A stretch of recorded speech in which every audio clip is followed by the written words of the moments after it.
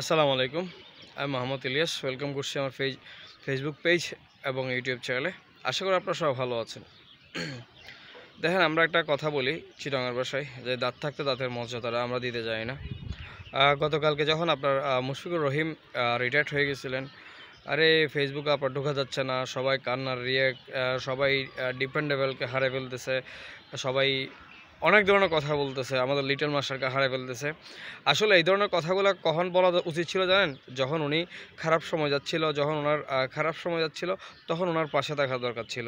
যে আপনি এই ১৯টা বছর উনি কী করছেন দেশের জন্য, সেটা আপনি বাহিরের দেশেরগুলো না দেখলে, ইন্ডিয়া বা পাকিস্তান, তারপরে অস্ট্রেলিয়া, এই দেশগুলো চিন্তা না করলে, আমাদের দেশের ক্রিকেট এবং আমাদের দেশের স্ট্যান্ডার্ডটা চিন্তা করলে আপনি দেখবেন আমাদের দেশে মুশফিক ভাই যে জিনিসটা করে গেছে এখনও পর্যন্ত আর কোনো প্লেয়ার পারে না, এখন ইনশাল্লাহ হয়তো পারবেও না।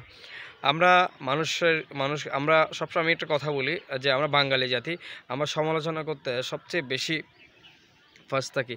একটা মানুষকে সমালোচনা করতে বা একটা মানুষের ব্যাপারে কথা বলে কষ্ট দিতে, আঘাত দিতে, এই জিনিসটা আমরা বেশি পারি।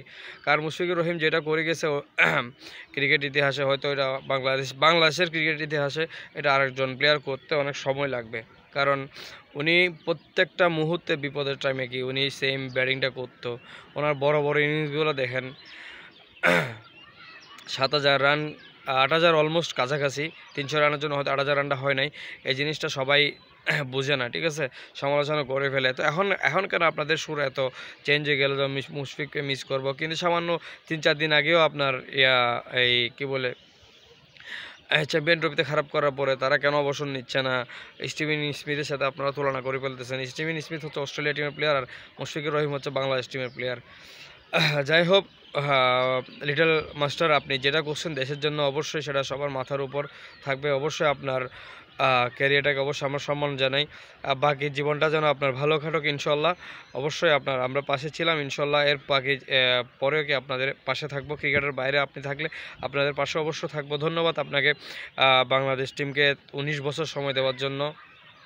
আপনাদের পাশে ছিলাম, অবশ্যই আপনাদের পাশে আছি। ধন্যবাদ লিটল মাস্টার।